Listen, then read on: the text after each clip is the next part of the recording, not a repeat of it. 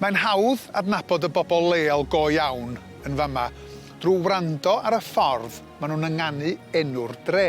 Achos mai trefdraeth ydy'r enw sydd i weld ar yr arwyddion, tudreth ydy'r enw ar lafar. Mae'r ystyr ddigon amlwg yn dydi, y dref ger y traeth. Ond am unwaith, yr enw Saesneg sy'n cynnig y stori o'r ni, Newport. Fod yr enw yma hefyd yn ymddangos yn un digon syml, mae o'n dyddio nôl i oes y Normaniaid, a mae o'n adrodd hanes y dre, ond hefyd y tensiwn sydd wedi bod ac yn parhau i fod yma rhwng y Gymraeg a'r Saesneg.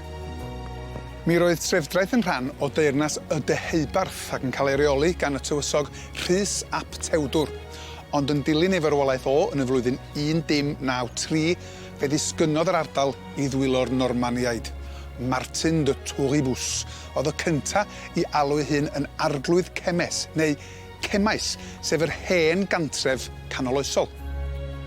Ei ŵyr William Fitzmartin sefydlodd trefdraeth fel prif ddinas newydd arglwyddiaeth Cemais y Gororau yn 1197 ac adeiladu castell trefdraeth.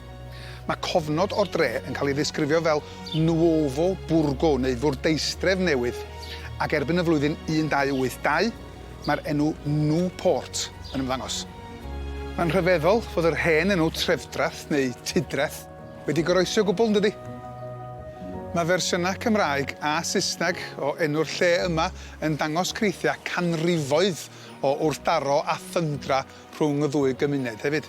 Yr afon Nyfer ydy hon, a mae henwi'n deillio o'r ansoddair Hyf sy'n golygu dewr neu ddigwilydd hyd yn oed, ond yn yr ystyr yma, mae o'n golygu fod llif yr afon yn gallu bod yn gry ac yn dduwiog.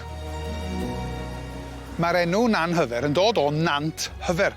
Fel sy'n digwydd yn aml, mae'r ynganiad Cymraeg yn ormod i rai, a maen nhw wedi cymryd yr enw Nan Hyfer ei Saesnegeiddio, ychwanegu N ar y diwedd am ryw reswm, a'i droi yn Nefyn. Felly, os am ymdoddi fo'r bobl leol yn y rhan yma o Sir Benfro, mae'n bwysig weithiau anwybyddu'r mapia a jyst gwrando.